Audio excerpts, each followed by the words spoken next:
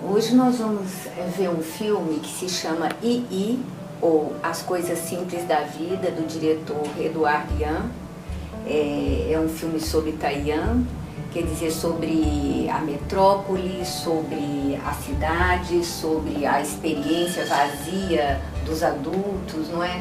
É um filme onde tem como referência o olhar de uma criança sobre esse mundo adulto e a percepção dessa criança absolutamente diferente. Nós podemos observar como a percepção da criança em relação ao mundo adulto é muito diferente, não é? E é um filme de uma imagem muito bela, muito cuidada pelo diretor. Aliás, ele é tido como justamente uma das suas características, a beleza da imagem. E a história de uma família começa com um casamento e termina com o enterro da matriarca da família, que logo após o casamento vai entrar em coma. No interior da história, é uma história de vários, mais desencontros do que encontros, não é? E é um filme que ele é interessante porque é um filme onde nada acontece, onde nenhuma experiência efetiva de desejo, nenhuma experiência efetiva acontece entre os adultos, não é?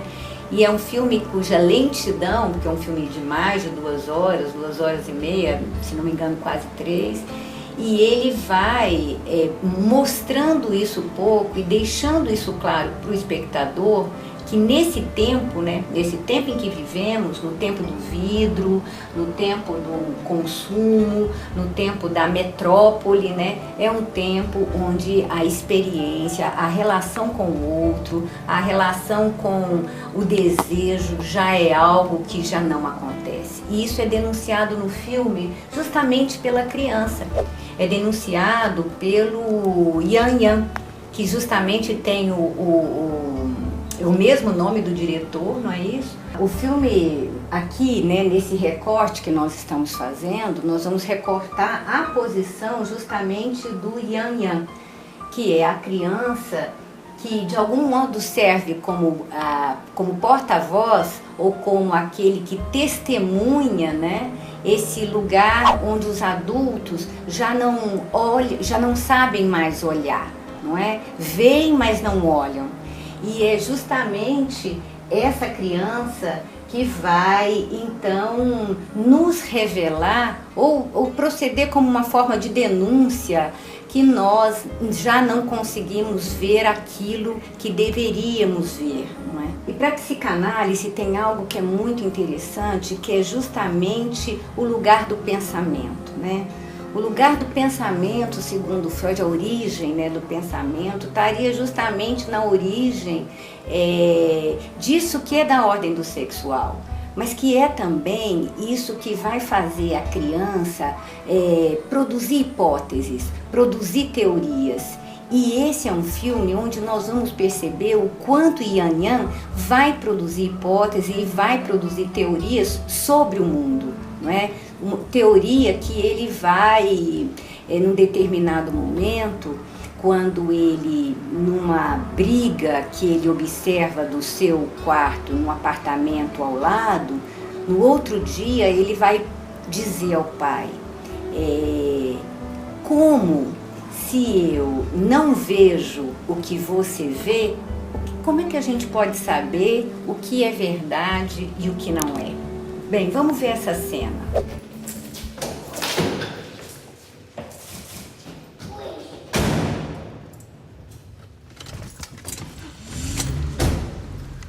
Papi, 你看到的我看不到，我看到的你也看不到啊！我怎么知道你在看什么呢？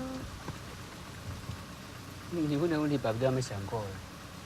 可是我们不是有照相机吗？那我叫你拍照，你又不想学。爸比，我们是不是只能知道一半的事情啊？你在问什么？爸比听不懂。我只能看到前面，看不到后面，这样不是就有一半的事情看不到了吗？ Esta é uma cena importante porque Yan começa então a inquirir o pai sobre de fato o que é a percepção adulta. porque ele reconhece e ele diz ao pai, se você não enxerga o que eu enxergo, você não vê o que eu vejo. E se eu olho sempre para frente, eu só reconheço 50% do que seja verdade. Porque aquilo que está atrás de mim, esse 50%, eu não sei. Então, afinal de contas, o que é a verdade? O que ele de fato está perguntando é, há um saber total? Esse adulto que me oferece, ele me oferece a verdade inteira? Afinal de contas, qual é a verdade que vocês estão me apresentando com o mundo que vocês estão me apresentando? E o pai, então, vai dizer para ele, bem, quem sabe uma câmera fotográfica possa te ajudar a descobrir algo, não é? E a partir, então, dessa cena, o que é interessante é que logo após essa cena, nós vamos ver uma cena da mãe. Para a psicanálise, é importante pensar que toda a teoria ou toda a construção do pensamento pela criança tem relação com o saber do outro. Nesse caso, a mãe é uma figura importantíssima, né, para a produção dessas teorias sobre o enigma do desejo do outro. Nesse sentido, é importante que a mãe não saiba tudo. É importante que a mãe desconheça algo, porque é no buraco do saber desta mãe que essa criança vai poder formular a sua hipótese. Se eu tenho uma mãe que tudo sabe, não é? Como fica difícil para a criança poder enunciar ou construir alguma teoria sobre o enigma do desejo dessa mãe, ou seja, o que ela deseja e o que ela quer de mim. Né? Ter a certeza de que essa mãe me quer no lugar de puro objeto ou daquele que vai satisfazê-la é da ordem do horror. Então é preciso que a mãe também faça esse papel de desconhecer. Só a partir do seu desconhecimento é a partir que a criança cria. Nesse caso, a família vive um drama, porque a mãe está em coma. O procedimento seria então contar histórias para a mãe. Mas a mãe do Yan Yan se vê diante de um drama, porque ela descobre que ela não tem histórias a contar, ela não tem experiências, ela não tem do que falar. E diante desse drama, que é a mãe não saber, não é? E ela vai viver, quer dizer, isso vai cair para ela como uma pergunta: o que eu sou, o que eu faço? E é nesse momento que nós vamos ver, de algum modo, a produção, não é, de hipóteses do Yan Yan sobre o que é o mundo humano, o que é que os homens veem, o que é que os homens olham ou já não dão conta mais de olhar. 姐，我来了，该我吧。妈，我比较会讲啊，我先讲啊，我没有问题啦，越做越顺，你不用担心啊。Vejam essa cena. Essa cena está escura. A imagem está cruzando com o corpo e atravessando o corpo da mãe. Quando tudo fica claro, a gente vê que ela está no escritório. Ou seja, o mundo do vidro, e aqui nós temos toda a cidade. Nós temos viadutos, nós temos carros, nós temos o humano atravessado pela visibilidade dado pela cidade. Isso é uma estética, né? Quer dizer, um dispositivo utilizado pelo diretor justamente para apresentar não só o sofrimento, mas o vazio humano.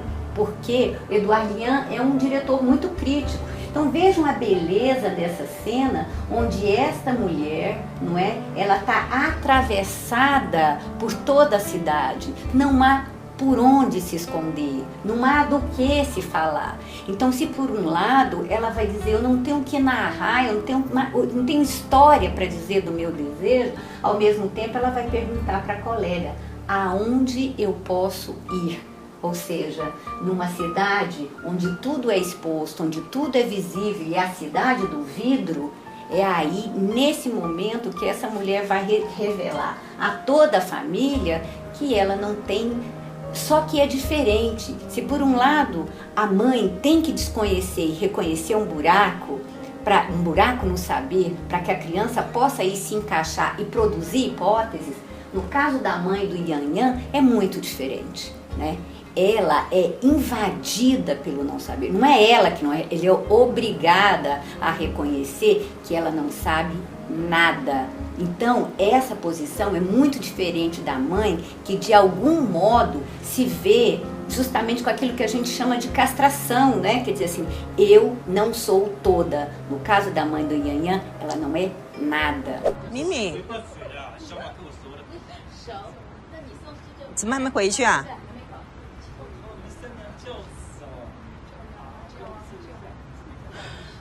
那谁？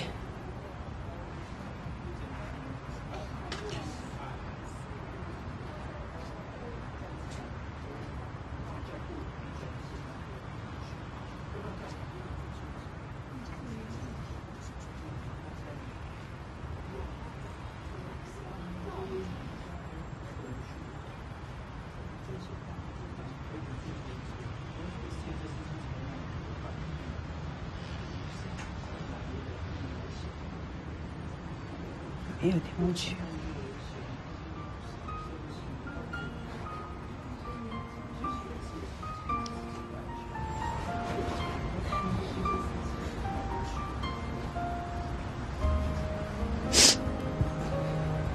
O segundo momento que nós podemos recortar no filme é justamente quando o pai pega a câmera fotográfica do Yanyan e irá até as fotografias que ele tira, e ele então vai perceber que as fotos do Yanyan são fotos todas de nucas, né? E que o filho então vem tirando, né, foto, e isso o diretor coloca numa dimensão grande, né, quase toda a tela, e isso vai ser revelado justamente numa cena posterior. Vai ser revelado o porquê, né, desse mistério de tirar apenas a foto de nucas. Isso vai ser revelado no seguinte, numa conversa com o tio. Ah, 这是什么？给我啊！哎，这是我哎，这我后脑勺哎，洋洋，你拍这个干嘛？ 你自己看不到啊，我给你看啊。 É justamente aqui, nessa cena, onde nós vamos ter, né, a revelação do Yanyan, por que tirar a foto. Ou ele vai mostrar então uma foto para o tio, que é um tio muito com inúmeros problemas, né? E ele vai perguntar, mas por que você tirou a foto da minha nuca? Eu vou mostrar aquilo que você não quer ver. Ou seja, é um filme que trata-se, né, justamente de devolver ao adulto tudo o que nós já não vemos mais. Ou seja, o cuidado, a relação com o outro, a palavra que se vai. O que ele vai denunciar, o Yanyan de fato, é esse buraco no saber do outro. Mas ele vai revelar de uma forma a dizer, deste mundo humano, não é? A relação que esse sujeito tem, uma relação quase que imperativa, né, no sentido de ter que responder ao desejo e ao gosto desse outro, não é? Há um certo discurso que a gente chama de discurso anônimo, né? O discurso do capitalismo poderíamos chamar de um discurso anônimo, porque não é um discurso que pertença a alguém, mas pertence a todos, independente da sua história, independente do seu desejo, independente da sua herança simbólica, digamos, né? E esse filme, então, é um filme que o diretor faz isso, como nós vimos, pelas imagens, colocando em xeque que a percepção infantil, a percepção da criança, ainda é uma percepção que apresenta uma certa abertura, né? Apresenta uma certa abertura de significados, abertura de linguagem, porque ele ainda está atento a muitos dos detalhes, né, que nós já não estamos mais.